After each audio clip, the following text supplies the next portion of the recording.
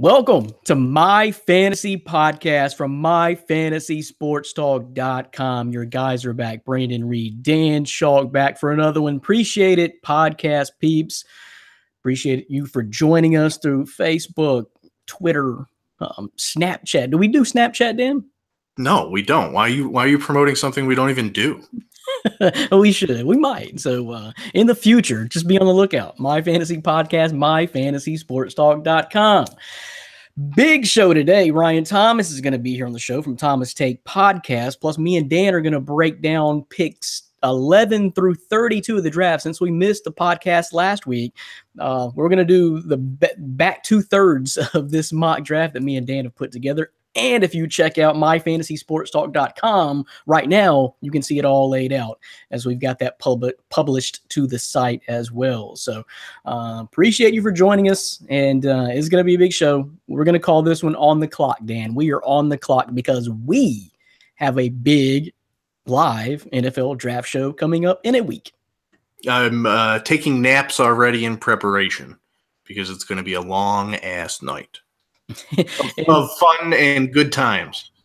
Yeah, and it surprises. It didn't take long last year. The Bears are still in the NFL, so and so is Cleveland and Buffalo. We'll talk about Buffalo a little bit later. But so drastic weather changes here. You're sitting there trying to take naps in some cold ass weather too. You're still below 20 there in Buffalo with snow on the ground, and I'm climbing up to about 90 here in the South. Yeah, enjoy it because we're still waiting for spring to approach. Cold. We had an ice storm that left an inch of ice on the roads and places. Arkansas would have shut down if that happened down there. For a week. Yeah, so it's been rough, but we're just hoping. I want 50 degrees. I'll take 50. Yeah, 50 is not bad. Trust me, I know. Is when we got so low this year, staying below freezing for like weeks at a time. That's just not common, to stay below freezing like that. And it just stayed cold. So I'm like, man, just give me 55. But all right, so all the weather talk as well on the podcast. But here is officially what the rundown looks like that me and Dan and eventually Ryan Thomas are going to get to today. So we're going to start out just talking about what's going on in the world. So several things here that we haven't had a chance to really talk about yet on the podcast since Dez Bryant was released from Dan's Dallas Cowboys. So we got to talk about that. Also, Tom Brady, is he going to play next year? Dan keeps telling me this dude's going to play till he's 44. He hadn't even committed to play next year, so I don't know. We'll find out, but we'll talk about it as he has yet to say he's officially going to play next year. DeAndre Francois, have y'all guys seen that story? What is going on with DeAndre Francois being basically surveilled for months? But anyway, we'll talk about that. FSU quarterback DeAndre Francois. And the crazy weather has struck the MLB world, as Dan knows too. And I noticed that too, playing fantasy baseball. A lot of cancellations out there this year. Postponements. I don't like that. But anyway, NBA playoffs. We'll break that all down. Bring in Ryan Thomas. Talk the NFL draft. Before me and Dan give our back end 11 through 32 picks. And that sounds like a lot already, Dan, but that ain't all. We got mailbag questions too on top of all that. Mailbag questions and good news in the mailbag. So, yeah, it was exciting. It's a good mailbag this week, so you'll definitely want to stay tuned. Or just skip ahead if you're watching it now. Just skip towards the end. That's fine. I don't know if you noticed, and a lot of people might not have, but as you mentioned Dez Bryant getting released, my cat, Dez Bryant, now named the kitty formerly known as Dez, completely raided my webcam, I guess you would call it, and tried to just go bonkers. So I blame you, Brandon. That used to be a catnip treat called Bonkers. Did you know that? I did not. Okay. No, did you eat that on the regular growing up? Yeah, why? Why do you ask? I don't know what's custom on the menu in Arkansas. I grew up in Memphis, though. Oh yeah, that's true. A soul food catnip. Okay, but anyway, so yeah, I knew something was going on there. And I'm just glad you could quickly return as Des the Kitty's going nuts, just stirring it up. Where am I going to go? What am I going to do? Is Des the Kitty? But yeah, we'll talk about that. But yeah, the mock breakdown and answer all the mailbag questions, which you mentioned the My Fantasy podcast. Family is growing. We will talk about that a little bit later in the show, so stay tuned. Big news on the podcast today. Probably the biggest news, really, the podcast, to be honest with you, Dan. We're just doing a podcast. We're just talking about sports, but the family is growing. So we'll talk about that, too. So big show today. I mean, all that. NBA playoffs? Playoffs? Yeah, playoffs. I haven't watched a minute of it. I told you earlier today. NBA playoffs. I guess I'll watch some of the finals, but these games now, I guess it's a little bit more parity this year than in years past. But it's still not. A lot of the games are just blowouts. I mean, I if I could stay up, I would watch the Portland games. But East Coast time. I mean, yeah, because they're late for me. I know you got no chance. Yeah, so it's been difficult because the games I wanted to watch are 10:30 tip times over this way. So, a guy has to sleep sometime. Well, but I know what you mean. It is such parity this year that maybe it's hard to be intrigued by the matchups because you don't really know exactly what to expect. I mean, even from team to team, you don't really know which team is going to show up, even to the tippity top.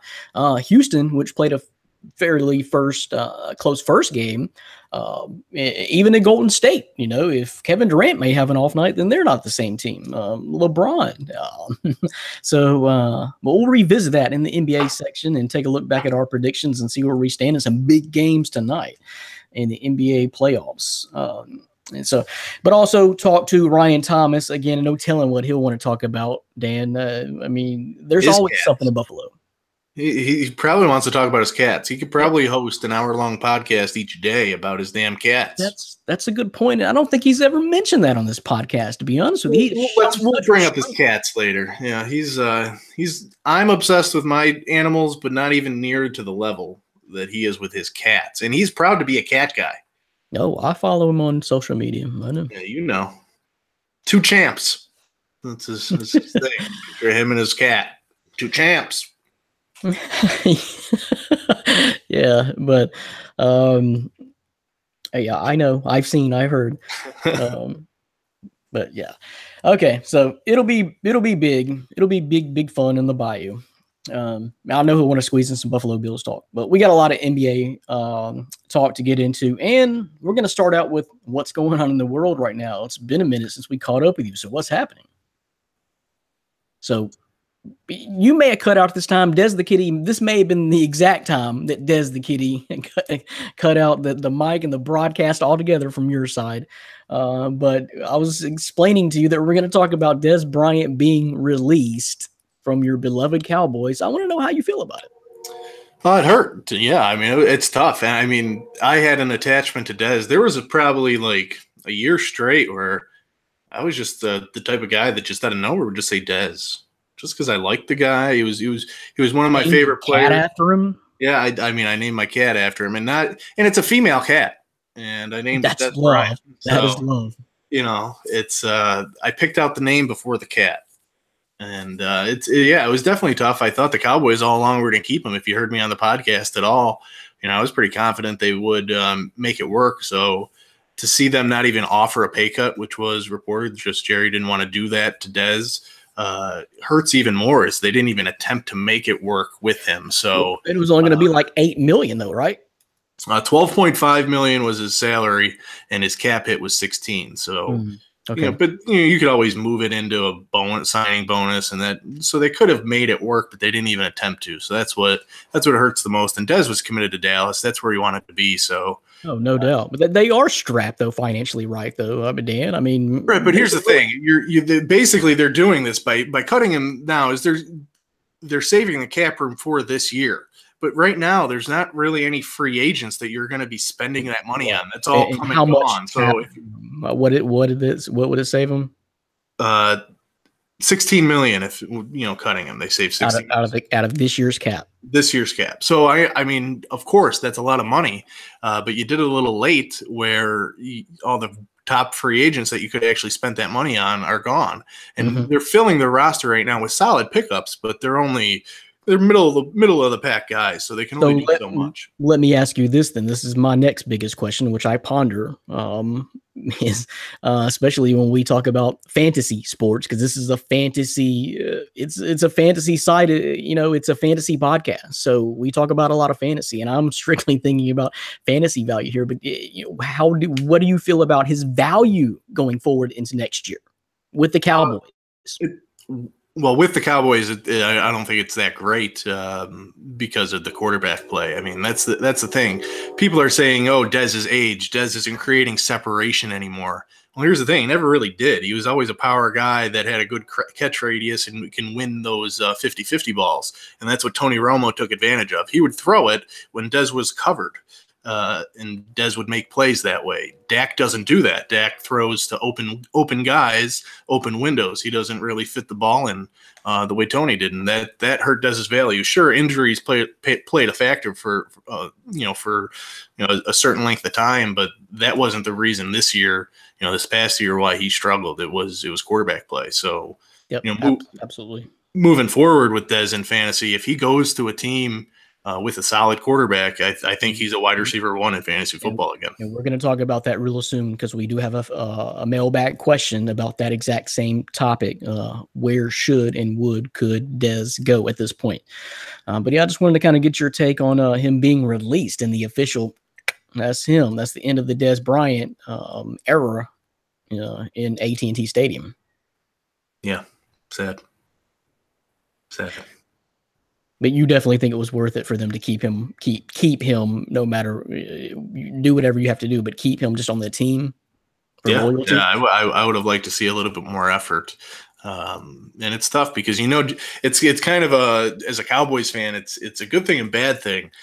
Jerry is no longer running this team. I think if it was Jerry's choice, I mean, Dez would still be a part of this team. So, there's some business guys and some other guys, Stephen Jones, obviously, but some other guys in that front office that have some serious leeway and kind of make the decisions financially and rightfully so. I mean, for a lot of teams, I think this would work, but for the Cowboys, I think Allen Hurns is not a number 1 receiver. It stinks too and we're going to get to this when we talk about our mock draft, but I was really hoping Cowboys would go defense first round, shore up that defense, whether it be D-line, a run stuffing defensive tackle or even a defensive back. But now it's wide receiver is looking more likely. Although I'm not a fan of that idea. But we'll get into that later. But yeah, I was just looking at it just now. Yep, we're gonna talk about that. But yeah, man, I don't know. That's tough. That was really surprising to me. It's a surprising move to actually pull that trigger right now this year. Maybe next year I could totally see it. Wouldn't think twice about it. But this year, it was kind of a surprise to me. So what about Tom Brady? Is he gonna play next year, Dan? He's going to play till he's 45, so of course. I mean, it's just that it's a chronological timeline you have to look at. He is not 45 next year, so yes, he will be playing. Pretty simple, right? Math? I think so. Yeah, this is all about media attention, just to create a story and keep something going on a pretty slow, boring day, I guess. Isn't that what you were telling me earlier? No, it's a Tuesday. Oh, it's Wednesday. It is Wednesday. It doesn't matter. Tuesday, Wednesday. It said Monday. I don't know. Yeah, that's how much I care about this story because it's nonsense. Yeah, I think Adam Schefter is the one who created this, and it's obviously ESPN just trying to grab some headlines, some viewers, make some type of story, because this is a non-story completely. We know. Didn't we talk about that last year? Or was it Ben Roethlisberger? It was Roethlisberger last year. He did the same exact thing, probably the same exact time. We need to go back and check Schefter's timeline on Twitter, because it was probably about the same exact time we were talking about. Is Ben Roethlisberger even going to come back? Is he just going to retire? Enough with football. Dumb. Brady is 41 now. Yeah, but you don't see. Here's the thing: if you went to myfantasysportstalk.com today for your sports news, you would not have seen that garbage. Huh? Yeah, well, I agree. It's not worth taking the time to publish. Yeah, I agree. So we talked about DeAndre Francois a little bit, Dan. Did you have a chance to keep up with this crazy story? I didn't until reporter Newbreed prepped me on it before the show. But yeah, it was good. Surveilled for 2 months, thinking he's a drug kingpin. I liked it, but obviously they were not successful. No, not in the least. If you're going to surveil somebody for and maybe they just caught him on a good day. Okay, maybe a good day for him anyway. Maybe normally you have bags and bags Just of weed. Unloaded it. Yeah. Yeah. But today he just had, I don't know, less than an ounce is what's being reported. So really nothing. He just got citations. So think about the man hours invested in that. They invested 2 months worth of surveillance and got a ticket out of it.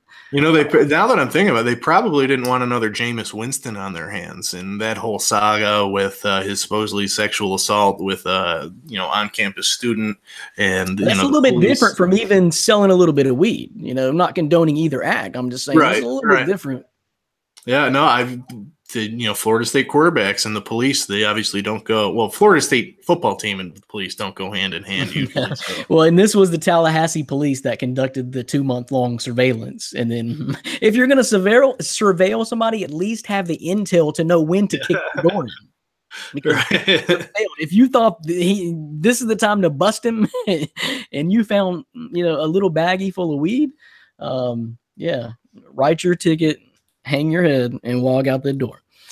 But that was just a silly story. DeAndre Francois, which is recovering from I think is ACL. He tore a whole bunch of stuff pretty early on in the, I think, against first game. Yeah, first game of the season, unfortunately, for Florida State. I mean, they probably just thought he was medicating. And well, hey, it could probably be proven. But I guess he's trying to come back for next year. Should he be the starter next year, Dan? I mean, is he the guy? Yeah, I mean, he was thinking about entering the NFL draft after a good year this year. He was a redshirt sophomore, so he was eligible. But yeah, I mean, he's a talented kid. If he shows that he's healthy, we could be talking him this year about where he's going in the NFL draft. Yep, that was heartbreaking injury. Like I said, first game of the season against Clemson. But crazy story. Bad intel. I think Tallahassee police just got some bad intel there. That was embarrassing. That was just embarrassing. So the weather, Dan, has canceled now a record, or at least since I think 2007, but this is like a record that's sure to be broken, I think. So MLB this year, Major League Baseball has had, I think up until today, I don't really know, but up until today, 125, 126 postponements so far in the first 3 weeks of the season. It's terrible. It's absolutely terrible. Not only for fantasy baseball purposes, but just for the game. I mean, you want to watch baseball. I guess more so for fantasy baseball purposes, especially if you have any Twins or White Sox or Tigers on your teams. Then you're talking multiple games a week, which definitely impacts your scoring week in, week out in fantasy baseball. So it sucks. So what it put on your weatherman hat? What is causing this? What is wrong with this damn temperature, Mother Nature this year? It's a couple things. The MLB started the baseball season earlier than ever before. I think that has a lot to it. That's a lot to do with it. That's not really being talked about too much. Well, let me ask you this, Dan. Do you typically have this kind of snow in mid-April?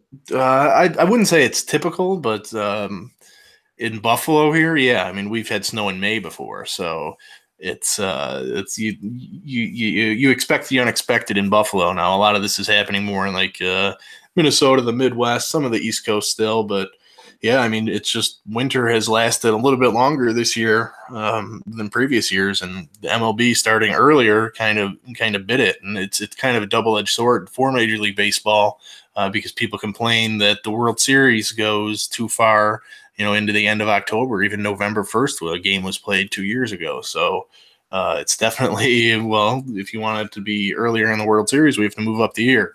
I think ultimately you're going to see the season shortened within the next few years. Not by a lot. You know how I feel about that, Dan. That's the reason I don't watch a lot of baseball. 162 games. You ain't got to kill the guys. I mean, 145 would be plenty, be absolutely plenty. That's enough sample size. I think the schedule is ridiculous. You're a baseball enthusiast, so you want baseball every single day, and I just can't follow it like that, man. Yeah, no, it's definitely not for everybody, and I think Major League Baseball is going to. Rob Manfred is kind of a progressive commissioner. A lot of the old school baseball guys hate him. I actually like him. I think he's doing. He's going to have to get a lot of owners on board to ever shorten a season. I don't think you're going to see the proposed one that I saw is 162 drop down to 154. So you're talking to 8 games out of 162 really isn't too much, but it basically gives you a week to 2 weeks. Yeah, about 2 weeks. That would allow that. So I think that would be okay, and I would be accepting of that. I still get 154 games plus postseason, so it does work. Yeah, it's still too damn much to me. It's just a lot of baseball, man. That's just a long season. The grind shouldn't have to be like that. You shouldn't play no more than 4 games in a week. I mean, come on. But they get like 2 days off a month. So moving on to fantasy baseball. This league is crazy this year. It's going to be a fun league this year, Dan. I got a feeling because our last podcast, you were gloating, and I agreed with you. Your team was killing it. I mean, killing it. You probably beat everybody by 200 points in the first week of the season. But last week, you turned around and lost. Yeah. Postponements. That's what I'll blame it on. No, I think I may have gotten hosed. I think I got hosed, Brandon. Okay. You want to talk to the commissioner about that? Yeah, let me talk to him. Where's Amir? So I don't know if it was even announced, but the Purtons, our family podcast friends, are in our fantasy baseball league for the site, which includes some fans. And we swung a deal where I was able to grab Shohei Ohtani. Finally moved him. They finally moved him. Yeah, I think I know why. But Sucker's born every minute. Ohtani, I got Ohtani Conforto, which ended up being the deal sealer, and Carlos Rodon, who's on the 60-day DL. He was kind of just a toss in, and I ended up giving up a load. Now that it's coming back and looking like it, I gave up Jose Barrios, which is the star of that deal. Jake Odorizzi, his Twins teammate. Yoan Moncada, who I'm regretting adding in because he's going off right now. Hit a grand slam earlier today. And I gave away one more. Carlos Gonzalez. So I gave away 4 guys. It was a huge trade. But it was so intriguing, though, of Shohei Ohtani, So, if he could actually play and not – he left yesterday start with a blister on his finger, which isn't good. So that's not only going to hurt his pitching, but now he's not going to be DHing for me. So you make that deal hoping for the batter Ohtani and the pitcher Ohtani, and now I'm getting nothing. So definitely took a hit on my team right now, but I'm hoping for a bounce back. It's a long season, 162 games. Unfortunately, yeah. Got a blister on his little finger. Got a blister on his thumb. Dire Straits. You ever heard that song, Dan? No, is that country? Maybe the way I sung it, but no, it was like rock in the mid '80s. Dire Straits. Nope, never even heard of them. You ever heard that song? I want my MTV. No. Okay, I'll have to insert that in the podcast. You know the hell I'm talking about. People at home know what I'm talking about. So big show, all that. Of course, that's just the headlines, news, what's going on. But next week, we have got the live NFL draft show brought to you by My Fantasy Podcast. Tune in for that. It'll be live on YouTube. We'll send out the link so you guys can watch along with us live and all the parade of writers we're going to have on for the live draft show. So I mentioned that. I mentioned the My Fantasy Podcast family is expanding. We'll talk about that in just a second. But something else I didn't want to neglect to mention, Dan, is that you've got something big coming up Friday when this podcast is released, most likely, that you're going to have a Q&A session with former NFL GM Phil Savage. Yes, yeah, it's a media Q&A, so it's not a one-on-one interview. It is from Nationwide, a Q&A session, but I have been invited to join, which I was great to hear. I'm very honored to take part in that. But basically, Phil Savage, who is now the executive director of the Senior Bowl, and being a credentialed member of the Senior Bowl gives me access to this, so it works out well. So I'm going to join in on the call, and it's basically for an hour and a half. Phil Savage just taking NFL draft questions. So I put a post out there. If anybody wants any draft questions asked, I'd be happy to ask for them. I have some already and some of my own that I want to add in. I don't know how many questions I'll be able to get to. But I hope to hear what he has to say. And anytime you can take insight from a former NFL GM, albeit against the Cleveland Browns, you definitely want to listen and learn and see what he has to say. Yep. So that is big. I'm excited to hear. I want you to, bullet point some definitely some questions that you want to get answered. And even take them, like you said, from the audience here, and maybe we can get some kind of publication out from that. But anyway, it's going to be a lot of great stuff to talk about during the live draft show next week. So could be a crazy draft. So a lot of stuff there. Dan, that's almost big enough for half a podcast right there, what we just did, and all that big news and all that stuff. Des! Yeah, emotional. It's quite an emotional. We're on a high right now, Brandon. The emotions. Yeah, it was quite an emotional first half hour. So next, we're going to do NBA playoffs. You're listening to and watching My Fantasy Podcast from myfantasysportstalk.com. Appreciate it. Thanks a lot. We're going to be on Snapchat soon. Check that out. We're posting sexy pics. So get more followers. Of our cats. Steal some T takes. He's got a big cat. Thomas Take, who's going to be joining us in just a minute. But first of all, I just want to kind of go through these NBA playoffs, Dan. I know you said you really haven't had a chance to, really catch up on many games, any games. Don't care. I don't understand. Your team Minnesota made the playoffs. Yeah, but as the 8th seed, and Houston is the only real threat to Golden State, and I obviously don't want Golden State to win again or even make the finals. So Houston's my one chance. So I'm riding them in the West. But you're not really watching? No, I really haven't. It's tough with so much baseball on. You're really into it early in the year. So I've been watching a ton of baseball. And the playoffs, I lied. I did watch a little of the Heat 76ers game 2 the other night. So that was good to see because I was the only one to pick the Heat to win. Right, and we got a specific mailbag question about that. Yeah, that's a good one. Save your fire. Okay, so just kind of skimming through it right now. Toronto is up 2-0 on Washington. Boston is up 2-0 to my surprise on the Bucks. I don't know how Boston just keeps carrying this thing through. That Philadelphia Sixers Heat series right now is tied up 1-1 thanks to that win Miami got just the other night, and Father Prime carrying the Heat to a win. Them Cleveland Cavaliers, they're down 1-0. Their game is tonight, Wednesday night, to try to tie this series up against Indiana. Houston out west.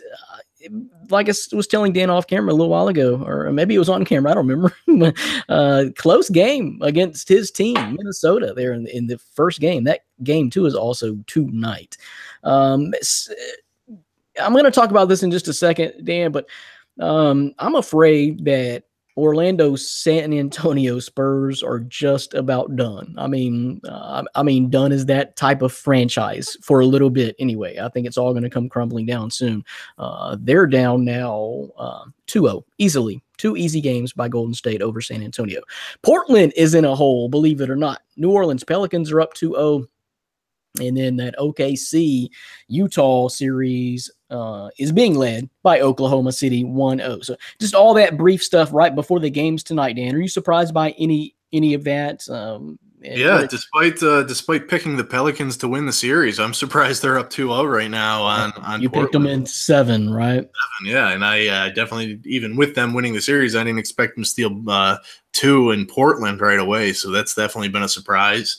I mean, just looking at the box score, Drew Holiday lit it up last night. So you got to give him props. He's outplaying Damian Lillard in the series, and it's been evident, and they're in trouble. Portland, a lot of people, they were a sexy pick to make the Western Conference Finals, I think, and I don't think they're going to get out of the first round now. It's a different animal in the playoffs. Lillard has been struggling a little bit, but this is another topic I want to get into in just a second, a standalone topic. But is New Orleans better without DeMarcus Cousins? Because it kind of seems like when you unleash Anthony Davis, then stuff happens. And along with Drew Holiday, even Rajon Rondo, E'Twaun Moore's been playing solid. They're a good team. They're a really good team. Nothing should shout to you that Portland should definitely win the series. I had Portland in 7. So Dan, you picked the Pelicans in 7. I picked Portland in 7. Knew it was going to be a dogfight. We'll see. I'm not sure Portland has what it takes at this point to win 4 out of these last 5 games. Do you? No, I think they're done. I think I'm gonna be surprised if this goes more than 5 games. I mean, it might even be a sweep because I think they're back in New Orleans these next 2. So you're asking to win on the road in the playoffs. That's tough. So let's dive into it. Are they better? Are the Pelicans better without DeMarcus Cousins, Dan? I think so, yeah. And it's not even a knock on Cousins at all. It's just the way the NBA is played.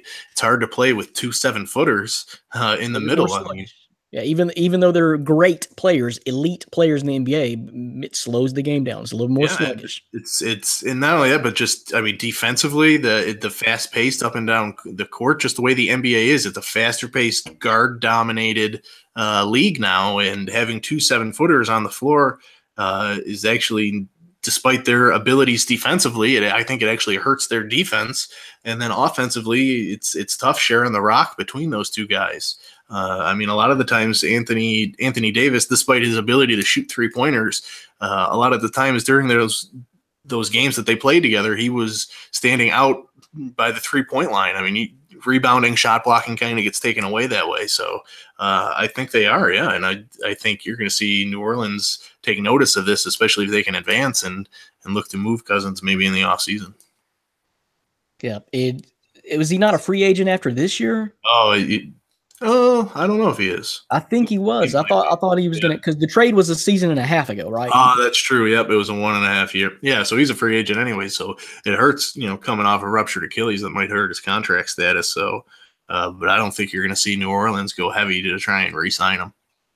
No, with the roster assembled, knowing you're paying AD too. I don't know that you hang on to both of them because you're showing that you can do it. I think you add a different type of piece, free up that money, which DeMarcus Cousins is big money. I don't know exact contract, but I think it's in the mid to high teens, isn't it, Dan? I mean, it's huge. Yeah, well, I think he's probably still going to command a max deal, in the off season. So, yeah, definitely. So I don't know that it's worth it, but it's kind of interesting. They're showing it. Are they really better without DeMarcus Cousins? And like you said, everybody is stepping up. Drew Holiday, Rajon Rondo, they're even playing them on the floor at the same time in a lot of cases. So I don't know. I think Portland is in trouble. There. So the second thing, Dan. Are we seeing the end of Orlando? And I hate that Orlando's not here to help us with this situation, or at least give his input. But are we seeing the end of his Spurs? Yeah, especially with this undecided Kawhi Leonard situation. If some reports are true and he doesn't want to be a member of the team anymore, I think that definitely sticks a knife in him because he's their best player, their youngest player. He's not a member of AARP. So yeah, it's definitely It's not looking good for the Spurs. And this was a rough matchup for them, a terrible first round matchup. I think a week before the regular season ended, they were a 4 or 5 seed. So they really hurt themselves to fall to 7 at the end there. So it was a tough draw, even with no glass-ankled Steph Curry. Well, here's what I fear for the San Antonio Spurs is that I think Pop is not going to stick around too much longer. I just don't know what his incentive, his motivation is. I think he's hanging it up pretty soon. Point 2, I don't think that Kawhi is going to stick around. I think this season has been so weird, and I think there's been I don't know exactly what's going on between management, owner, Kawhi Leonard, whoever, GM, whoever it may be. But this relationship is getting odd, and I think that Kawhi would take a chance to go elsewhere at this point. The third part of that is if you watch their only chance, their best play at their best level right now, as constructed on the floor against Golden State, is LaMarcus Aldridge. And he's doing well, but it just is clearly ain't even close to being enough. I mean, his best is not even close to being enough for the San Antonio Spurs. They're getting waxed by 20 points a game in the series. It's not close. I personally think that this is for sure the closest chance I see as a sweep in the first round to me. I don't see the Spurs competing, not even at home. And I just think we're seeing the end of this. I hate that Orlando's not here to retort. But I don't know, Dan. I just don't see it moving past this. And I think the Kawhi thing is going to get ugly. I'm with you. I agree. It's tough times ahead for the Spurs fans. And, I'm not really going to feel too much pity because they've had almost 20 years of just constant wins, 50-plus win seasons. So I'm okay with it. They'll have their time. And if R.C. Buford, I think that's their GM, is any good at what he does, then it's his job to build it back up, make another type of Kawhi Leonard type of trade, trading Kawhi Leonard for basically George Hill. So what about when Pop leaves? Yeah, you're going to hope he grooms an assistant. I don't see this. Spurs aren't the type to make a flashy head coaching hire, so I would imagine they would promote somebody from within, and you just hope that they've learned enough from Pop to do so. So he's obviously not going to be around forever, and I'm pretty sure he hates America. With our person who resides in the Oval Office. So, I mean, I don't know. I think he just wants to go out and chill and just be done with it all. And I don't know. He's always been weird in interviews, but this season has been even weirder if you've listened to some of them. Yeah, and it's not going anywhere. You hung on as the 7 seed. And now you're just going to be bounced hard straight out the ring by Golden State. I don't see it going anywhere fast for San Antonio. I'm sorry, Orlando. I'm sorry. We'll talk about it when you come back. So we do have an NBA mailbag question. Let's talk about that before we move on and get into bring in Thomas' take here. So here we go. I suspect this is a Heat fan, but here's the question. Well, it's not even a question. This ain't even a question, Dan. I don't know. Made me laugh. So here we go. 76ers can't win dick. This is from Terrell Big Heat Parrish. So something tells me Big Heat is a fan of Miami. But 76ers can't win dick? How about 130 to 103? Where's this question coming from? The 76ers killed the Heat in the game 1. Now, Father Time did carry the Heat to a win in game 2, which surprised me. A good win for Miami. I'm going to throw it over to Dan here because he had the courage. He was the only one out of our mock draft, NBA first round predictions to pick the Heat. And I don't know. I don't see that happening, Dan. They got a good win in game 2, but here's also the thing. None of this even counts. Joel Embiid isn't even playing yet. So that 130 to 103 win, that's more along the lines of what's going to happen in this series when Embiid returns, which will be game 4. There's enough of this. He's mad. He's going off on social media rants.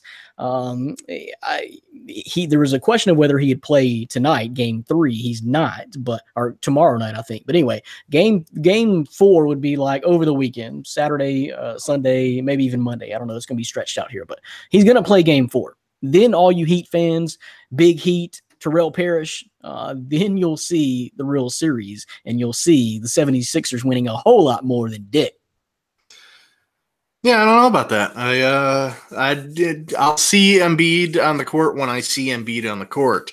Doubtful for game 3, could be doubtful for game 4. And this is all I needed Miami to do. I knew they would steal one in Philadelphia because the 76ers, albeit more talented by far, not even coming close to the Heat's talent, but they're just not experienced. They don't know how to win in the playoffs. I don't think they're going to win a road game in the playoffs, so they're going to lose both games in Miami. So then it's just flip-flopping from there, and the Heat can win it, and I think they will. They're just more experienced. And it's not like they're lacking talent. They still have the ability, but that comes in big in postseasons. So I think that's ultimately why I'm with Big Heat Parrish here, and they can't win. They instead of Dick, let's change that to Miami. So I don't think they're going to win in Miami, and that'll be what costs them the series. Heat in 7 or 6. I don't know. I like the Heat. I like the Heat too, as far as depth, but they don't have that takeover type player in the playoffs type of player. They are deep. They have a lot of talent throughout that roster, but they don't have that guy. Whiteside isn't that guy. What Dwayne Wade did in game 2 is not going to be your typical game from a Dwayne Wade at this stage. Miami has no chance of beating Philadelphia 2 games in a row, even in this series. It's going to work itself out. Miami may have got their only win in this series so far. Embiid is coming back game 4, game 5 is the latest. I'm telling you, this is close to being cleared. He was following through concussion protocol. They're being extra careful with him. But we've been extra careful with this guy for the last 2 years, Philadelphia. It's time to play him. If now, win. If not now, win. So in Miami, then you'll see the real deal. But no, I don't see this. And Dan was the only person who even had this getting to a game 7, much less Miami winning. So Philadelphia is going to take control. And like I said, Miami has no chance of winning 2 games in a row in this series, Dan. You'll see. Terrell Big Heat Parrish will see. Maybe not. You know? It was fun chatting with you guys, though. Appreciate the question. Okay, so what are we going to do next? That's NBA talk. We'll put a bookmark in that. Hey, Dan, get Ryan Thomas ready. Bring Thomas Take in here. Yeah, I should have sent the link. I should have actually invited him a half hour ago because of all his technical difficulties. It was my fault. I didn't even think about it. He's just busy taking pictures of his cat. Yeah, got things to do. 2 champs. We're bringing in 2 champs, a.k.a. Ryan Thomas of a.k.a. Thomas Take on the Thomas Take podcast coming up next. And what we'll talk about is anything he wants to talk about. There's no telling. Probably his cats, but we'll squeeze in some NFL and Buffalo Bills talk too, I'm sure. But that's next. You're listening to and watching My Fantasy Podcast from MyFantasySportsTalk.com. Brandon Reed, Dan Shank, and now Ryan Thomas up there in Buffalo. What up, Thomas Take? I am so excited to join you guys from a laptop. I've joined the 21st century. Oh, you get a big microphone too there. Yeah, I'm moving up in the world. This is nice. And a nice backdrop with the dangling lilies behind you. Yeah, I got some lilies there. Whatever that is. Sleep goes along. Okay, but how you doing, man? I'm doing fantastic. This is an awesome day. I've been on a couple shows today, talking draft talk and stuff like that. And this is the best one though by far. I'm most excited to join you guys, and I'm not afraid to say that. So we're more excited that you're here. Yeah, that's good to hear. Good to hear. So a lot to talk about today. We're going to break down some NFL draft, of course. But anything else you want to talk about, man? I'm just going to kind of open the forum to you. You host the Thomas Take podcast. You're always doing something, so your social media followers are always entertained. Right. You really do have a lot to talk about there in Buffalo. So there's going to be a lot of Bills talking what they should do with this draft pick. But anything else you want to talk about? What's going on in UFC or MLB? What do you know? Yankees are off to a hot start. I heard.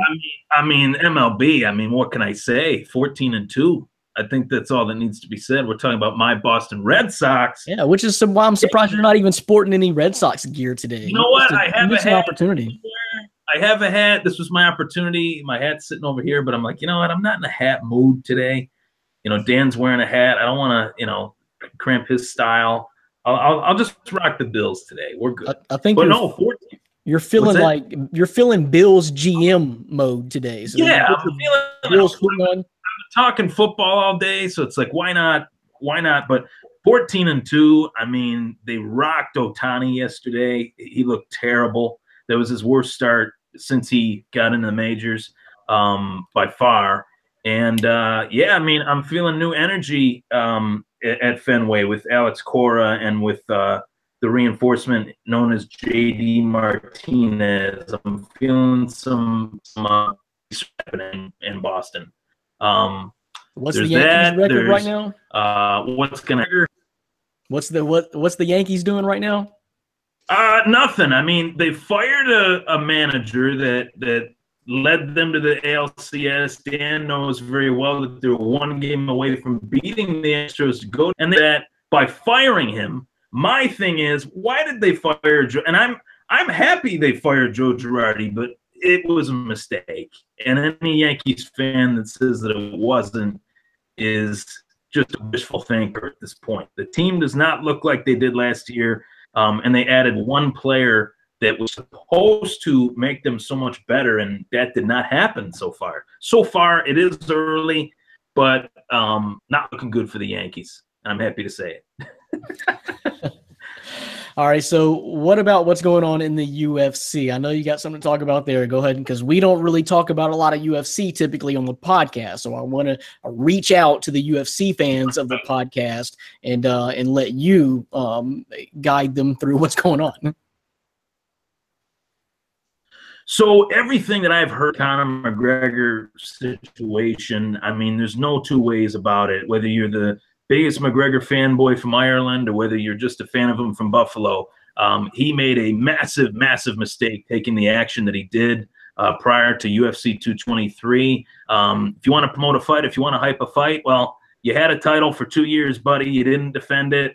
You weren't willing to defend it. You chose the path of taking the money and running, essentially, just like the song says, by fighting 40-year-old Floyd Mayweather, who I've been a boxing fan and an MMA fan for a long time. That was the worst Floyd Mayweather I've ever seen, and it was still good enough to beat Conor McGregor. So putting that aside, it's time for this guy to get his ducks in a row, get the bad seeds out of his crew. Whatever it is that's going on, he's gotta nip the issue in the butt. Sometimes when you make the money that he knows that he made that much money, you get some leeches on you, and those are the people that he's got to get out, because if he doesn't, he could end up like John Jones, and we all know how that turned out.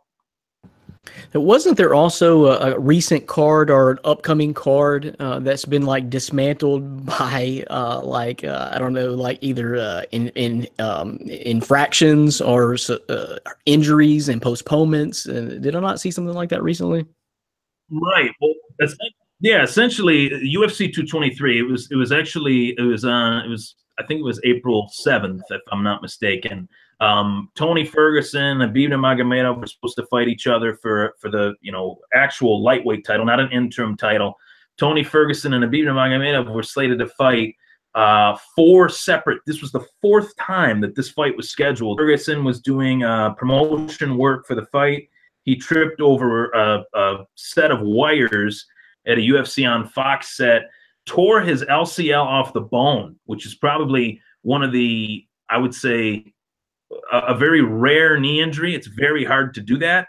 Tore it off the bone completely. He couldn't fight. So the UFC says, which they say Max Holloway, who's the featherweight champ, can fight Khabib.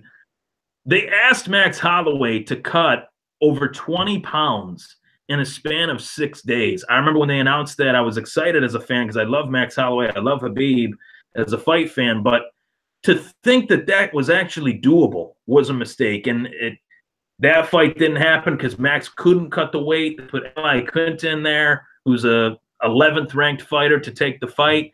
He did pretty well, but considering Khabib won on all 3 judges' scorecards 50-43, you can take that for a grain of salt. Just a huge mess. Conor McGregor, the bus thing. Ray Borg had to pull out. Michael Chiesa is going to file a lawsuit. Borg is filing a lawsuit.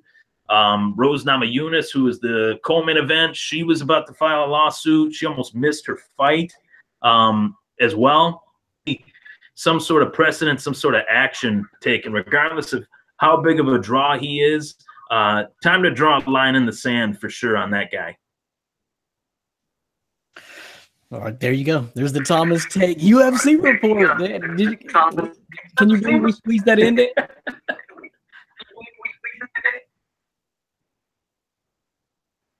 What was that? I didn't hear that part. Oh, I'm sorry. I was talking to Dan. I was just trying to get Dan's approval. Sorry, I wasn't paying attention. I was focused on the backdrop of Ryan Thomas. It is gorgeous. It's gorgeous. Gorgeous backdrop. Okay, so this is a good time to kind of squeeze in some Bills talk, I guess, since you're here, since you're wearing the hoodie, after all. Right. So what do you think, man? What's your gut feeling here? Me and Dan have got our mock drafts. I saw that. I actually was just reading that. I think, what it really depends on, do NFL franchises listen to their fans? That's the question, because the Bills fans are pleading for the Bills, not me, but the Bills fans are pleading for the Buffalo Bills to trade up and get Josh Rosen, get Sam Darnold, get a quarterback, Mayfield. There's some of those people out there, as we've talked about before. They're pleading for the Bills to trade up and get a quarterback. Whether the Bills listen or not remains to be seen. But I personally think that if the New York Jets traded 3 second-round draft choices, if I'm not mistaken, and obviously swapped first-round picks with the Colts, just to move up 3 spots in the first round, for a team to move down like the New York Giants, to move down from 2nd to 12, Buffalo's going to have to give up much, much more than that. And I don't know in this situation with everything going on at One Bills Drive. You got Richie Incognito retired. Eric Wood had a career-ending neck injury. They traded Corey Glenn, who wasn't really a stud, but it left open another somewhat hole on their offensive line. No wide receivers to speak of outside of Benjamin and Zay Jones. Zay Jones had the issues off the field. No linebackers, really. Lorenzo Alexander's a vet. Matt Milano's a second-year pro. There's some holes on this Bills team that trading picks away to get that quote-unquote franchise guy might not set them apart. It might set them back. And we'll see in that regard. So Dan and I, so you took a look at Dan and I's mocks, right? I did. Yes, I did. I support your work. You do. Yes. Okay. Yes. But I mean, what was it? Do you agree with what I was trying to pull it up? Because I don't know. I mean, I know what I got. Obviously, I forgot what. Yeah, pull it up for the viewers, and you tell them who you and Dan got. I don't want to spoil it for you. Being that it was your mock draft and all. So and we're about to get to a question. I'm going to fit this mailbag question in here real quick. Sure. So, let's see. I'm trying to pull it up now. So you should be more prepared, Brandon. I'm sorry. I do apologize. Just going to make a little plug for myself here. These are available on teespring.com. You have to pay for advertisements on this show, so we'll be that was so slick. That was so slick. Great way to fill time, Ryan. That was just that's a pro move. We can't have dead air. We got to fill it with something. That was a pro move. That was a pro move right there. If I take a drink of it, people see it that way too. And there's just water in here, unfortunately. Yeah. Okay, so I got it, Dan. You're right. I'm sorry. Multiple tabs here, but I didn't even think about it. But anyway, so Dan's got you guys with Marcus Davenport, defensive. No. Yeah, read right underneath that. Oh, a trade with the Giants. Okay, so Dan is saying. So where did you trade? To number 2, where they selected Josh Rosen. I forgot. Sorry, Dan's get tricky with it.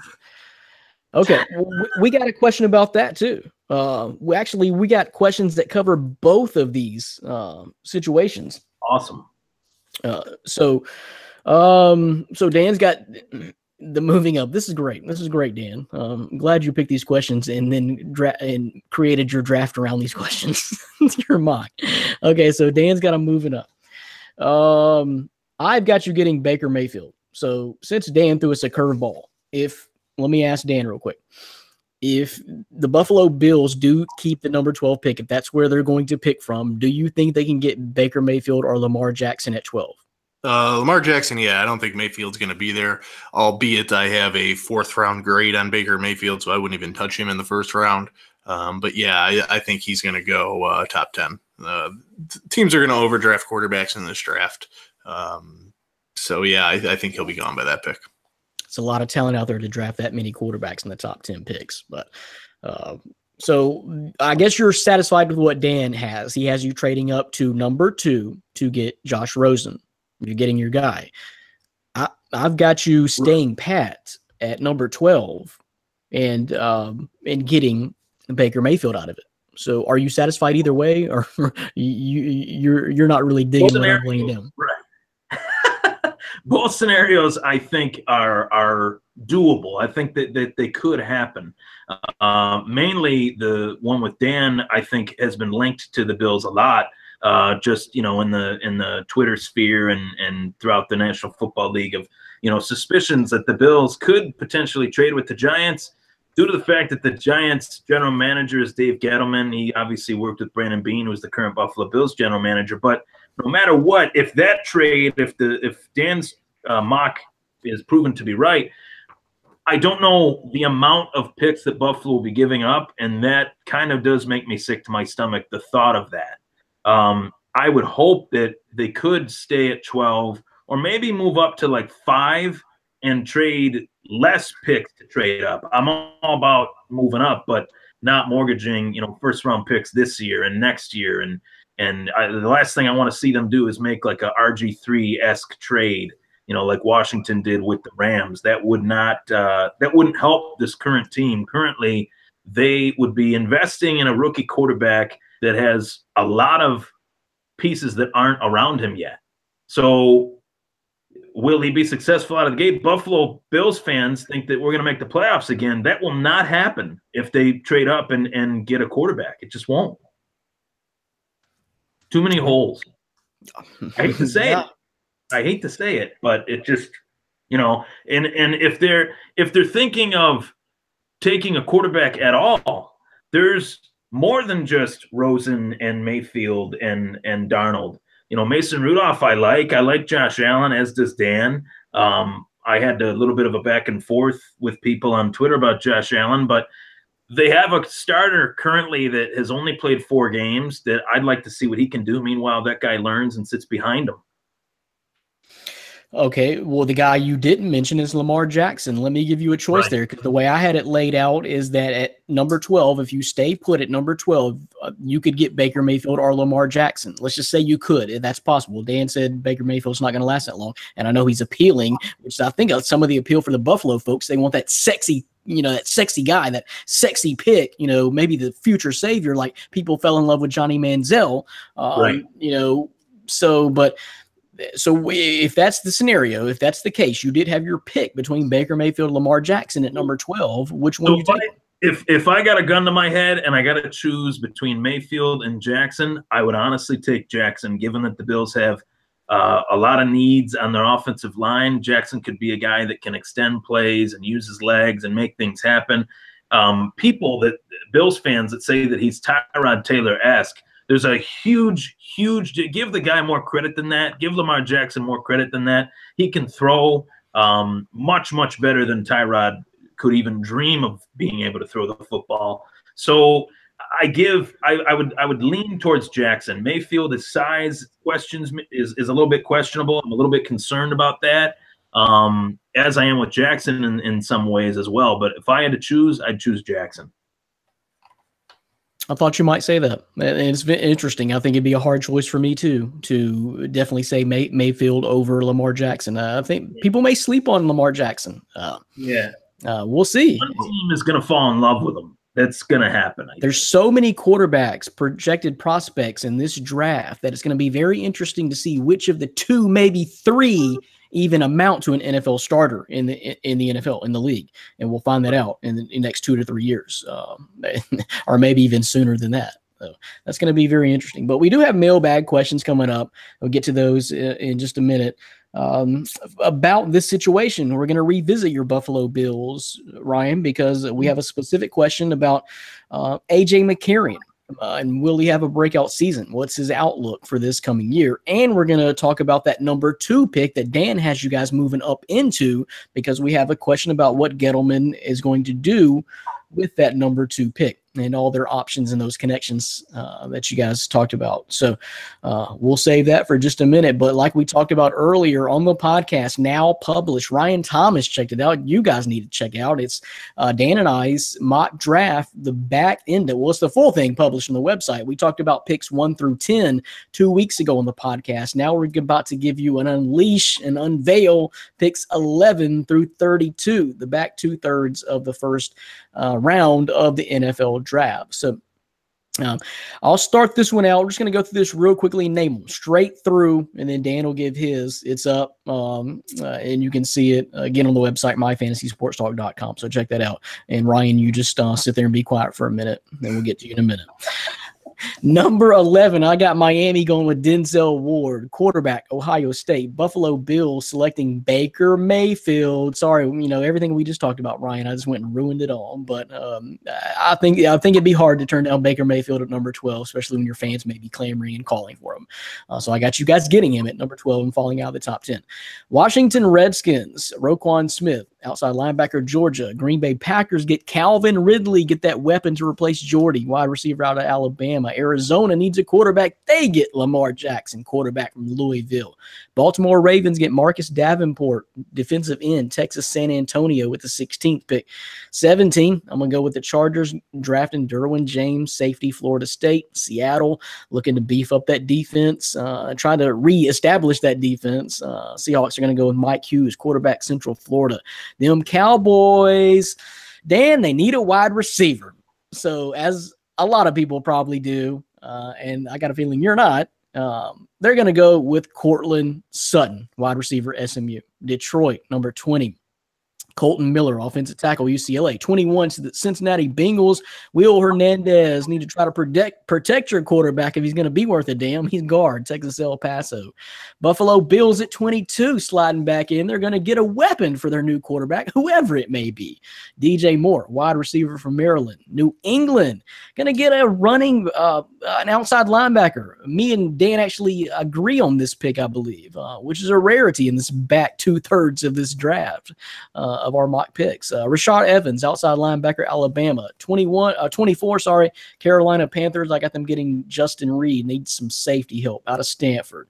And then my Tennessee Titans at pick number 25, Daron Payne, defensive tackle, Alabama. Just stack that defense at this point. Like what you got going on. I think that's a more of a need, or just take best player available. I think that'll probably be Daron Payne. Atlanta Falcons at 26, Taven Bryan, defensive tackle, Florida. 27, New Orleans Saints, Hayden Hurst, big tight end, another weapon for Breeze in his last couple years out of South Carolina. Pittsburgh Steelers, Jair Alexander, cornerback, Louisville. 29, Jacksonville Jaguars, get another weapon, lost a couple. Christian Kirk, wide receiver, Texas A&M. Minnesota, Gonna go with a guard, Isaiah Wynn from Georgia, and New England again sliding back in there. They're going to take Sonny Michel at this point. They're going to take Sonny Michel because no one else has. So they're going to take Sonny Michel, running back, Georgia. Philadelphia Eagles rounded out with Darius Geis, another running back out of LSU. So that's a lot of picks right there, guys. You can check it on the website. But that's my mock 11 through 32. All right, Dan. Out of all that, now that back end of it, 11 through 32, we predicted exactly two picks that were the same. So you were smart twice. Yeah. Okay.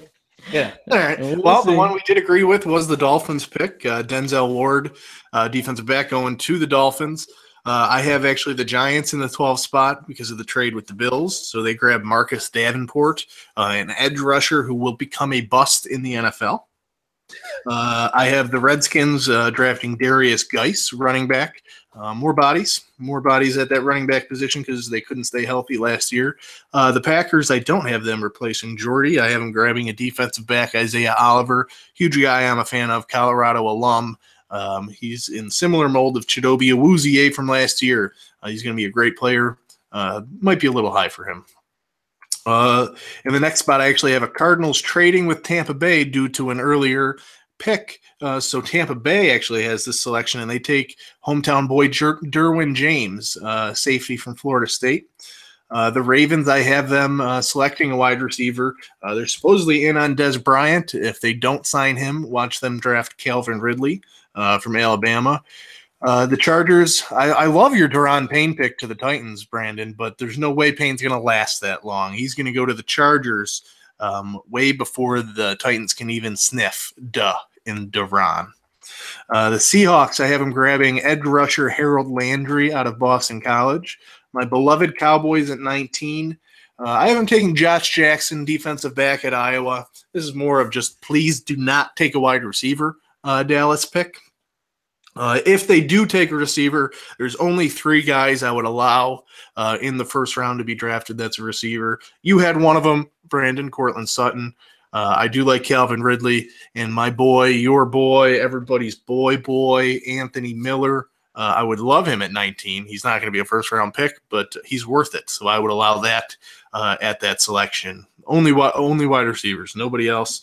Defensive backs or defensive tackles, I would love them to take like a Vita Vea, Daron Payne, but I think they will be gone by the time the Cowboys pick at 19. 20 and 21, I faked you out a little bit here. I don't know if you noticed this. You can check it on the website. I have the Bengals trading up from 21 to 20 with the Lions to select Will Hernandez, guard. So actually, that is a correct pick. We actually have Will Hernandez going to the Bengals, but I just have him trading up a spot to grab him.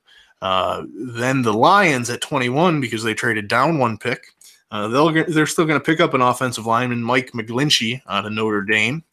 The Bills at 22, I actually have them helping out that offensive line depth, and that's James Daniels, center from Iowa.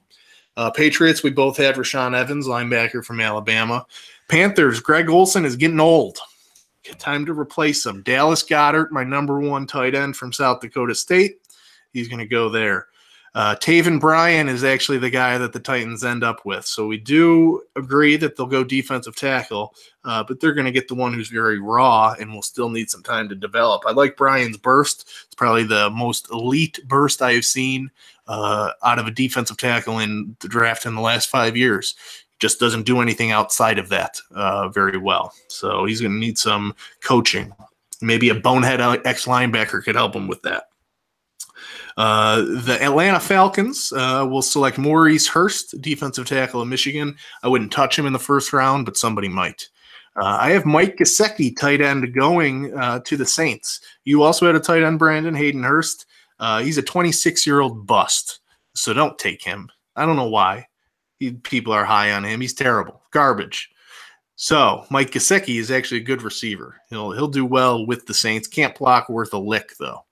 I'm skipping one. Justin Reed, you had him as a first-round pick to the Panthers. I have him as a first-round pick to the Steelers. Solid safety out of Stanford. You may know his brother, Eric. He cannot always stand on 2 feet. The Jaguars, that's a kneeling reference, if you didn't get it. I got the joke. I got it. The Jaguars, they do get a playmaker, DJ Moore from Maryland. Vikings getting some offensive line help. Orlando Brown, big Orlando Brown. His dad lost an eye because of a flag thrown by a referee, if you didn't know that. Leighton Vander Esch is going to the Patriots at 31 overall. Solid linebacker. He just screams New England Patriot to me, so I like him going there. And I have a trade up to the 32 pick to grab Lamar Jackson to end the first round. I just haven't decided what team will do so yet. So via trade with some NFL team is on the website. But he will be the 32nd pick. Talk about my fantasy podcast and my fantasy scenarios there. You got an unknown team. You don't even know who the 32 pick is going to. Yeah, that's out there, Dan. That is out there. I appreciate it. You don't think Lamar Jackson's going to go? So you're saying Lamar Jackson's probably has a good chance of even lasting till round 2?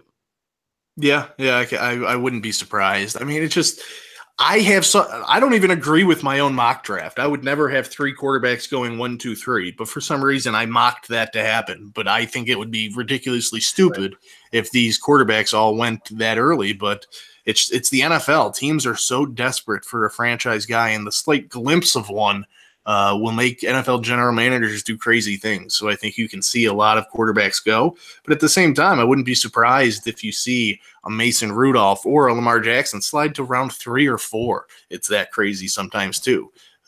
They could go even earlier. I don't think Mason Rudolph's a first-round pick, but I wouldn't be surprised if he gets drafted in the first round, say at 31 to New England.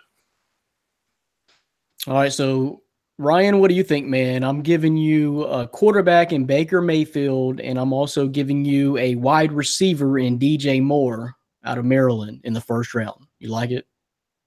I like DJ Moore. I feel like Dan actually, I think he tagged me in an article about DJ Moore, and I thought it was good. Basically, DJ Moore is a guy that I think might need that little push to be better than what he is. I think there's more there than what we have seen so far.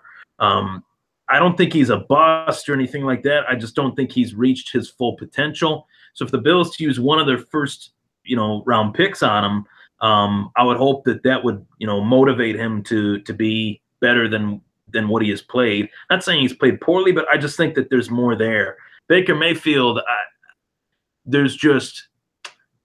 I think the fans, how he would work with the fans and the franchise and all that stuff, I think he'd be marketable and good in that aspect, but I worry about the current Buffalo Bills offensive line mixed in with him. I think the Bills got to deviate from the past, having a quarterback that's 6 foot tall. I know of all people, me to mock someone's height is a little unfair, being that on a good day I'm 5'7". Yeah, but there's something about that, because you can only get away with that in a rare occasion, like say Drew Brees. It's not going to typically work out. And Drew Brees watched Drew Brees, and he'd be the first to admit it. I was actually watching him on Dan Patrick's show. He said that he changed his drop back to help him see, to help him, create angles and create openings. That's something that I don't know if Baker Mayfield has a hitch in his game. Can he get past it? That I'm a little bit concerned about due to the fact he played on a very limited offense. Dan has talked about that pretty well in well detail, and that is a little bit concerning to me. So let me ask you, let's put a bow on this NFL draft and all the prep ahead of next week's live draft show. Is what do you think is going to happen? What would you like to happen with your Buffalo Bills? Are you convinced that they are going to move up to number 2 or a move up period? And then what position would they move up to, and who are they going to get? Right. I think in a best case scenario, a best case moving up scenario would be like if for some reason if Josh Rosen falls and they can get him by moving up maybe to 5, if Rosen fell to 5, or if Darnold fell to 5. Those are the 2 guys that I would trade up to get. I'd be more willing to do it for those two guys than for a Mayfield or for an Allen. But so if not, you stay pat. If not, I stay pat. Yep. If not, I know that I got a lot of needs. I got 2 first-round picks, 2 first-round picks in the top 22. I got 2 second-round picks. I got the first overall pick in the 3rd round that I got from Cleveland. I don't need to be one of those teams that mortgages my future. And I think Brandon Beane and me are on the same page. Everything I've watched from Brandon Beane, there's been nothing that said we're definitely going to trade up. It's been we're going to look at it, but we're not going to pigeonhole ourselves and put us in a situation where I'm drafting. It's So answers. Not trading up. It's answers to the question you can't give yet because you don't know the full question yet. So, but what's your gut? You think they will, or they're going to stay at 12? I think that they're going to try, depending on who gets picked. It really depends on Cleveland sets the tone for the draft at first overall. If Cleveland takes Darnold, then there might be some movement. But my gut honestly tells me that they're going to, if they were to trade up, they'll trade up from 12 to 6 or 12 to 5 or not trade up at all and work with what they got and build their team and make their team better rather than just making one position better. Granted, it's the most important position in the game. We all know that. But they got to make their team better, not just one position. Okay, so Dan and I gave our mocks. I'm going to ask you to give your mock just on Buffalo. You're staying pat. You're picking at 12 and you're picking at 22. So right. Picks 12 and 22. Who do you have them drafting? Picks 12 and 22. I have them taking Josh Allen, 12th overall, and 22nd overall. I had them taking Rashaan Evans out of Bama. Yeah, So, that was good. So you think Josh Allen is falling that far? I do, just due to the fact that I think some teams might try to trade up for other quarterbacks. I think Darnold's going to go to Cleveland. I would say Rosen is going to go to the Jets. I could say the real wild card is Denver, to be quite honest, because John Elway's never satisfied with the quarterback position. And they got Case Keenum. He's coming off the best year of his career, but it was only a 2-year deal. Maybe they draft a Mayfield. Maybe they go after a Mayfield and go from there. One team that's also a wild card for Buffalo that could definitely allow them to trade up to get Josh Allen at like a 9 or 10th overall is Miami. How set is Miami with Ryan Tannehill with the knee injury that he had? Would they dip their toes in the quarterback waters? That's something that I think could cause Buffalo to trade up minimally, but I got Miami taking Vita Vea, and then Buffalo taking Josh Allen in my mock draft. All right, there it is. That's Ryan Thomas Take Podcast. He's not going anywhere. He's going to stick around for the back end of this and help us answer these mailbag questions, which we're going to do next. This is My Fantasy Podcast, myfantasysportstalk.com. Brandon Reed, Dan Schalk, and Ryan Thomas of Thomas Take. So, a lot to get into. Wrap up, really, this NFL. There was a lot of draft questions, which is great. We're going to continue the draft prep, I guess, for next week's live draft show. So, let's kick it off with a question from Matthew Allen. Dan's probably the best one to ask on this because he's got all the trades, he's got all the fantasy scenarios. His world is a little bit different than ours.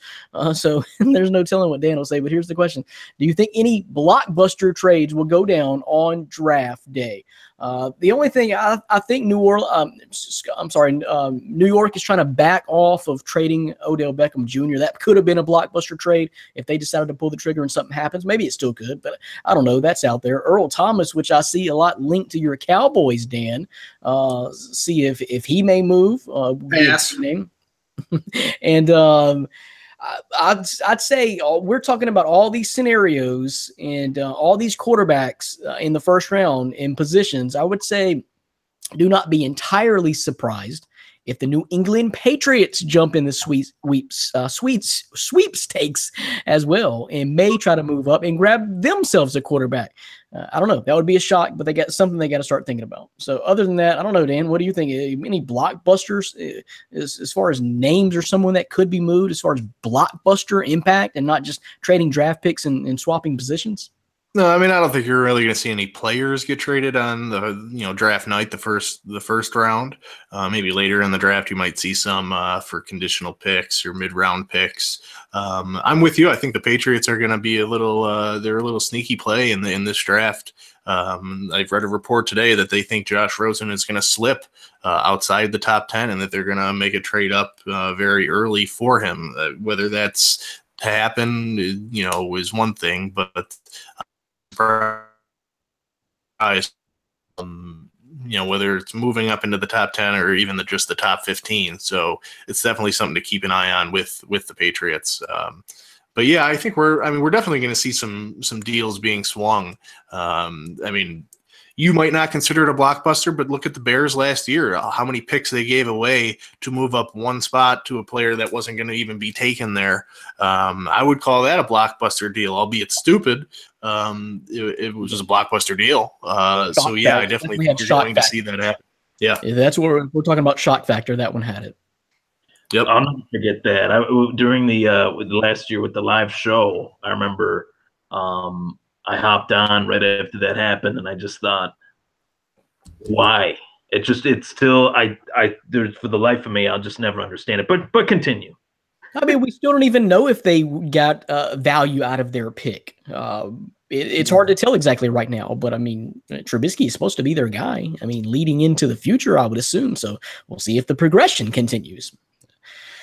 But anyway, yeah, I guess that's considered blockbuster. I don't know, but what do you think, Ryan? Do you see anything big going down? Like was mentioned, Odell Beckham Jr., Earl Thomas is looking to move him out of Seattle. Patriots, do they make a splash and try to get a quarterback? Anything you see that possibly could happen as far as blockbuster? I think in terms of New England, I wouldn't be shocked if they moved up a little bit, but if they moved up strategically to where they wouldn't have to give up a whole lot. Maybe the quarterback market is just depleted and we see more quarterbacks go in the first round than what we had originally thought. And New England, maybe moves up a little bit so they can get Mason Rudolph or somebody like that.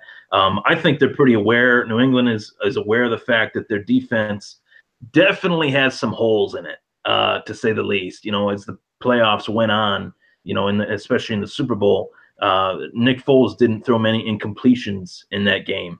You can, compare it to whatever you want with Malcolm Butler and all that stuff, but their whole defense was waning as the season wore on. So I'm thinking they look to make some stuff happen on that side.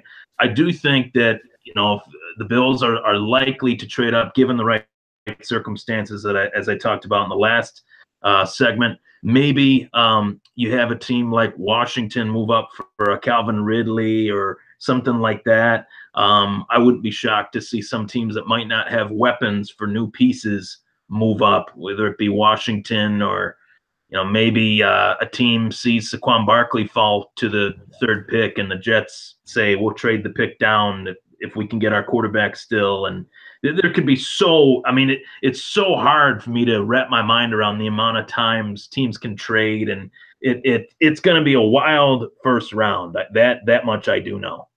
And it may be because of the amount of quarterbacks that are in this projected first round or, projected top scouts. I mean, we're talking about 7, 8, to 10 possible quarterbacks here that you don't know about.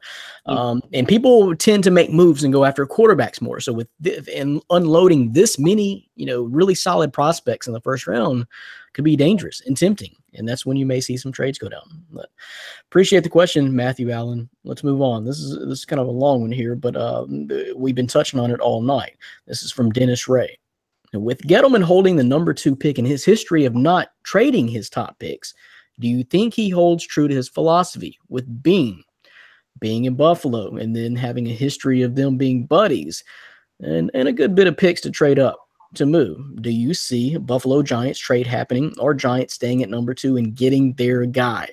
I heard a few podcasts bring this up, but I really like different people's perspectives on this. So appreciate the question. Oh, and you mentioned the connection with Bean, Ryan. So right. Start us out on this one, man. It affects you. So what do you think about this Gettleman holding on to the pick and the relationship there? Typically, I mean, there's definitely a real relationship there. They worked together for a number of years in Carolina. So this isn't a rumor that's it's a realistic, a real relationship between the two. They have a real chemistry. They've worked together for almost a decade in Carolina. So if there is any team that might trade with the Bills, that's an obvious one. But the thing is, when one team makes a trade with another team in the first round and it involves, top 6 picks, swapping, the New York Jets made the trade with the Colts. And I said it earlier, but in terms of what the Bills would have to give up to move up, the Jets gave up 3 second-round picks to move up 3 spots. I'm pretty sure Dave Gettleman knows that Buffalo is desperate for a quarterback. This isn't a business of doing favors. If Buffalo calls and says, hey, New York, is this the Giants' office? Yes, it is. We want to trade with you to get the 2nd overall pick. Dave Gettleman's going to say, I'm naming the price. You're not. You're trading us both firsts, both seconds, and a first next year. That's a lot. I actually think that exact haul, it might even be a little bit more than that. I actually think that is what a fellow team like the Giants could somewhat milk from Brandon Beane and the Bills if they're desperate enough to move up for their quarterback. Yeah, and we're kind of hitting on the same sentiment because that's what I was going to say. That's my first opening response to this when reading this question is that Buffalo would have to ante up. There's no real incentive for the Giants to move off of this pick because they could keep the pick. And I don't think they're a team that's really in complete rebuilding mode. I think they were just a piece or two away and a bad coach away from being right back in the playoffs this year. Right. You can't tell me that team just fell apart like that. Eli's good. ODB ran into some issues, but the team just needs to be healthy. That's for sure. You got to start there. But as far as the pieces go, I'm not so sure they're not more than just one piece or so away from being right back in the playoff hunt. So they hold all the cards here. The Giants hold all the cards. And if I'm kind of standing pat here, keeping my number 2 pick and bucking Cleveland's plan. And I'm taking Saquon Barkley at number 2 to add me some talent to that offense and some help. That's what I see them doing, and the Giants have gone a long way. You may think about, well, they need to protect Eli and maybe a lineman. Well, they've kind of gone a long way over this offseason to improving that. They've signed, 2 offensive linemen, one being Nate Solder from New England. So they're doing a good job in the offseason of kind of shoring that aspect of it up. And if they add a key piece like Saquon Barkley, a supreme talent to their offense, boom, let's just fire this machine back up, and you got a new coach now. Hopefully things will go smoother on the offensive end like 3 years ago before McAdoo took over. And that's the way I'd roll. I don't think there's any real big incentive there for the Giants at this point. Dan, what do you think? I know you totally disagreed on your mock drafts, but Giants hold all the cards here. Yeah, I mean, to answer the question, I definitely think it helps when in negotiations to have, comfort level with who you're dealing with. So you're more likely to talk openly, I think, and a deal can develop off of that. I don't think either side would be looking to screw the other one over in any way. But let me say this about my mock draft. I mocked that due to the sheer hope that I hope the Bills do move up. It's kind of an inner feeling that I have. I think I'm still not sold despite it being a completely new front office. The Bills do stupid things, and I expect that to happen. So it's just kind of an expectation. And what I had thought of the trade, of what they would give up, because in my mock draft, I still have them with the 22nd pick. So they don't give up to both first rounders in the deal. They actually give up the 12th pick in this year's draft, the first round pick in 2020, first round pick in 2021, and 2019. So you're giving up four first round draft picks to move up. Oh, God. And that would be crushing to the franchise. So that's what I'm hoping for. We'll see if it happens. But that's a way to also appease the fan base. Hey, look, we got the number 2 pick, and we still have another first-round pick this year. So they could still address some of those needs. They still have their second and third-round picks to deal with this year to help shore up that roster. So I think that's a realistic trade possibility if you're trying to improve now, get your guy, and tell the fan base, yeah, look at what we did, and then deal with those not having those first-round picks later. So, David, what do you think? I'm sorry, go ahead. What'd you say? I said the Thomas Tig would not approve of that. Not I approved. hope not. I would hope most Bills fans wouldn't, but I think they might actually be okay with it.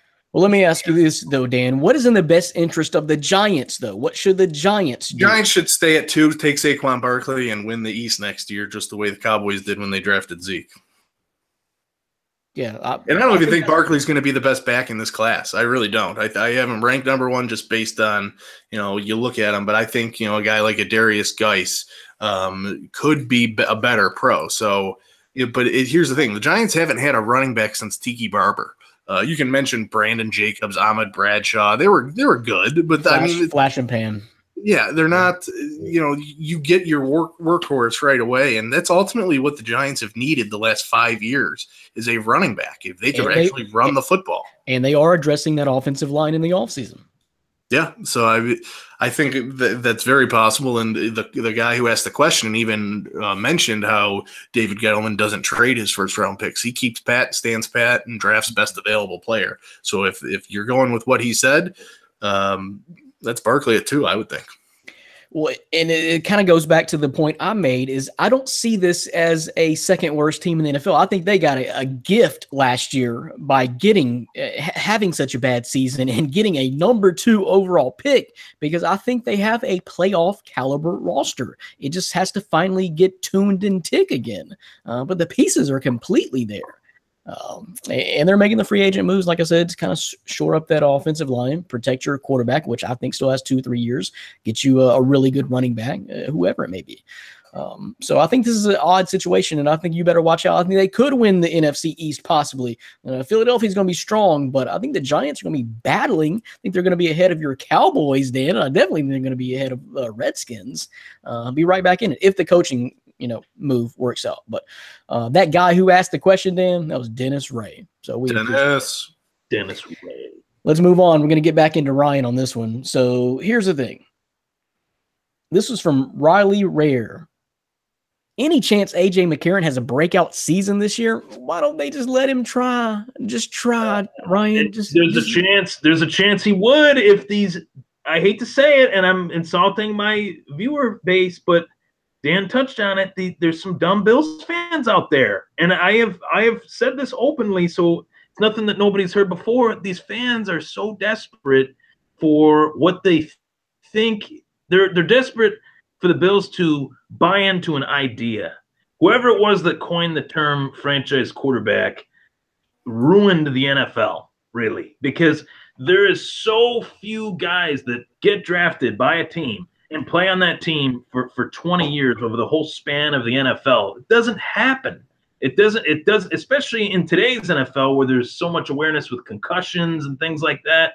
We're talking about Josh Rosen. That's a dude that might not even be playing that long due to the awareness that he has on the issues and the injuries that he's had and his dad's occupation. So to answer the question, I think that McCarron, if given the opportunity, he's dying for the opportunity. He's only started 4 career games. Cincinnati didn't give him the job over Dalton, which some Cincinnati fans out there said that was a mistake, that they didn't give him that chance. I think that it's possible. I think it is possible that he could have a breakout year if Buffalo gives him the opportunity to. All right, so Dan, what do you think on the subject? Let's just say A.J. McCarron plays a full, healthy 16-game schedule for the Buffalo Bills next year as the starter. Does he have a chance at a breakout year? And to me, that means, let's just say he finishes in the top half of the league, top 15, top 16. Is there a chance of that at all? Is A.J. McCarron that guy? Yeah, I mean, I like A.J. McCarron. I don't think he's going to light the world on fire, but he can definitely be solid. I actually comp him similar to the guy he was under in Cincinnati, and that's Andy Dalton. He's an Andy Dalton type of quarterback at his highest level. The question I think that Buffalo is going to have to answer is they need to actually put some weapons around him. Right. If LeSean McCoy went down at any point, the Bills might have the worst offense in football. I mean, you have Zay Jones, who I don't know what the heck he had some mental or drug influenced states where he ran into a window. You have Kelvin Benjamin, who I heard is very happy Sonic and Chick-fil-A are here in Buffalo, or coming to Buffalo. So you're relying on that. Those aren't weapons for a quarterback to have a breakout year. So I think it is possible. I don't think it's likely. But, let's take a look at Andy Dalton's stats, his rookie year. Let's kind of look at his numbers. He threw for 3,400 yards, 20 touchdowns, 13 interceptions. I would see a similar season by McCarron in Buffalo as a success if that were the case, if those were his numbers. Great point, Dan. Ties it all back together that it may not necessarily be just A.J. McCarron, but the weapons around him. You got to have the talent. And if they're going with A.J., just as a PS, if they're going with A.J. as their starter, they would have to change their whole draft plan, which that's what I would want them to do. I want them to build around what they have. I want them to fill the needs that they have currently, which there are plenty of. So, yep. So trade up and get Barkley. I mean, I'd be more for that than them getting a quarterback, to be honest. I really would. I got you. And Dan said LaShawn McCoy's not getting any younger, but appreciate the question, Riley Rare.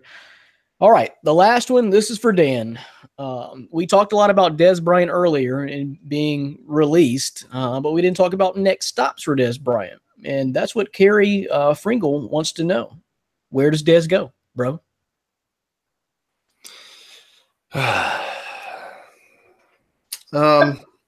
This is tough. I don't even want to talk about it, but I will. I mentioned during talking about the mock draft, I think Baltimore is a logical destination for him, although I wouldn't want to see him go there because Joe Flacco is worse than the 7-year-old next door neighbor that keeps hitting my mailbox with his football. So I want to see him flourish in his next opportunity. He really wants to stay in the NFC East. I thought Washington would be a great opportunity for him. Supposedly they're not interested. He wants to go to the Giants. I mean, if he's on the Giants, that's I think he would do very well there. I mean, you can't really double cover him and Odell Beckham, so something would have to give. Houston, I think Houston is likely. I think that's the favorite in my mind right now, is him staying in Texas with the Texans opposite DeAndre Hopkins, with Deshaun Watson coming back healthy. I think that would be dangerous, and instantly they would become the favorites in that AFC South, where they almost finished dead last year right behind the Colts. So I wouldn't be surprised. Yeah, I heard the linkage to Baltimore. They've expressed interest. I've seen that Dez is interested in playing with Odell Beckham in New York. But I think you may be missing two of the obvious ones. He's going to New England or Green Bay. He's going to play with an elite quarterback and resurrect his career. That's what New England does. They resurrect old wide receivers' careers. And, of course, Green Bay still looking for a replacement for Jordy. Be a good compliment to an Aaron Rodgers. I just think he wants to go, or should want to go to someplace with an elite quarterback. One of those two teams. I'd see that happen. Completely see that happening. Ryan, you got any opinion on the topic, or what would you like to see? Don't say Buffalo. No, I'm not saying. But I actually don't want that to happen, to be honest, because it doesn't make sense for them where they're going as a franchise.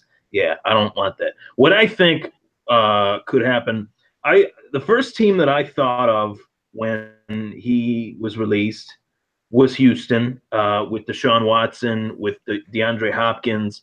I think that would just be entertaining as a football fan to watch that, because the sky's the limit for Deshaun Watson. Him staying in Texas, I think, is a cool story. Him invading the AFC is a cool story. But I am frankly, I am shocked that the New England Patriots, I haven't heard anything about them reaching out to him or anything like that, at least. I thought that would make a lot of sense, because if there's anyone that could kind of tone down Dez Bryant's personality, it would be Tom Brady. He might just get a ring messing around with Tom Brady. Yeah, similar to what Tom Brady did for Randy Moss. Like, Randy Moss was coming off the stop with Oakland, and he needed to kind of be, sit down and shut up type thing with that relationship. And I'm not saying Dez is at that point, but it would just be a new page for Dez Bryant, a new lease on life, I think, if he were to go to a team like New England, like New Orleans, like Houston. New Orleans, I think, is a team that's interesting as well. him playing with Drew Brees would be fun to watch. There you go. We'll find out, Kerry Fringle. Appreciate the question. All right, so one more, Dan. One more, and we kind of teased it. A big addition to the My Fantasy Podcast family. Sincerely. So we got one less mailbag question here. It's a long one, Dan. Usually are, but a lot of stuff to talk about here. So this one comes from our good friends Nick and Judy Pertins. Dan. They're always asking questions. Man, you should see the question here. Every week. I had to put a new ink cartridge in my printer.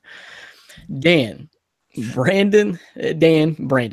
and the one who would rather act than be on MFP. Got to give it to Orlando, though, beating me last week. Despite me forgetting to do my lineup 2 days, enjoy the regular season win. Be happy. A week 2 fantasy baseball win is like winning a week 5 of fantasy football after starting 4-0. This is going to be a long season. It's going to be a long one today, fellas. I'm sorry. The guy who can't make the playoffs and my hometown boy, Brandon, wants short and sweet.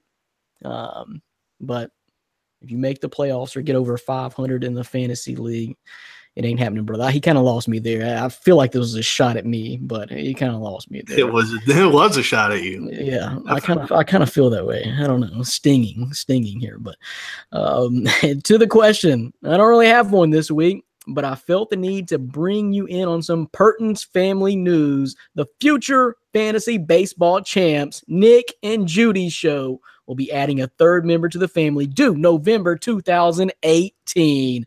We are blessed and happy and wanted you to share with the MFP fam. So I guess here's the real question, Dan. First of all, congrats to the Pertins family. First addition to the couple, Nick and Judy show, and we're going to have the Nick and Judy and probably someone else show next year. I'm going to have the kids doing fantasy sports real early, I'm sure. But here's the thing. Congrats, Pertins fam, for sure. Nick and Judy expanding the family due November 18th. So here's the question. For real, though, there's a real serious question here, though, Dan. Baby names. Go. 7.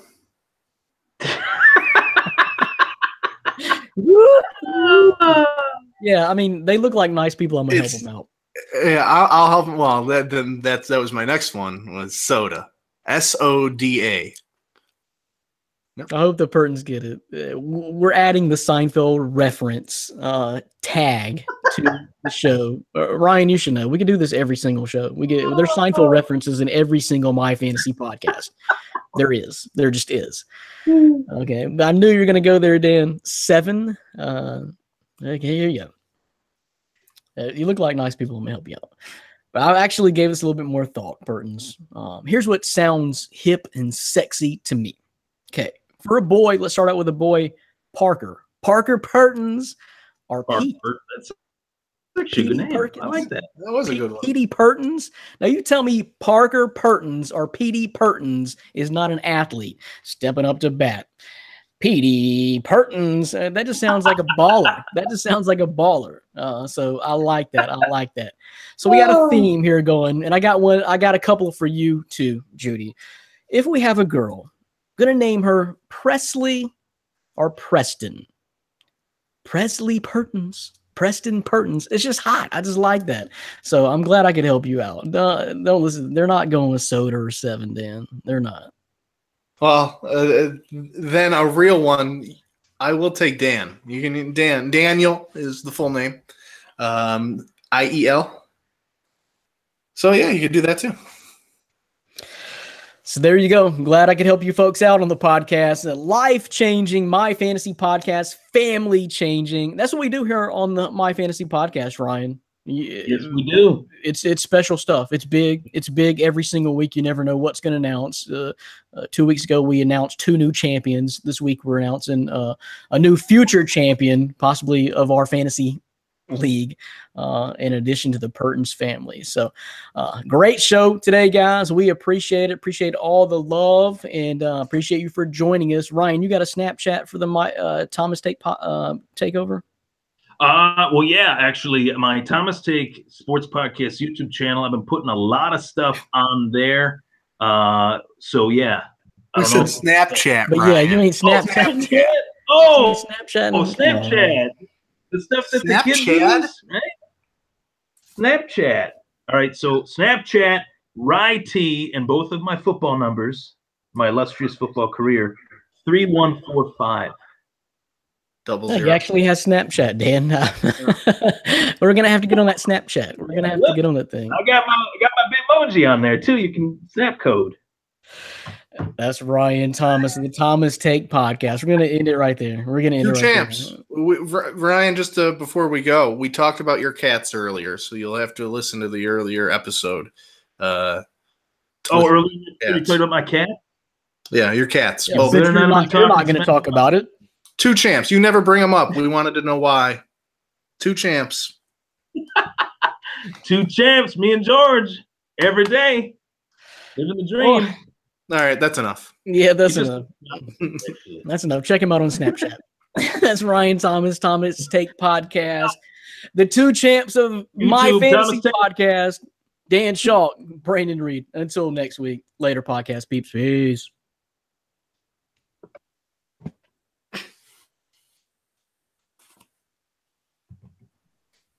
He left.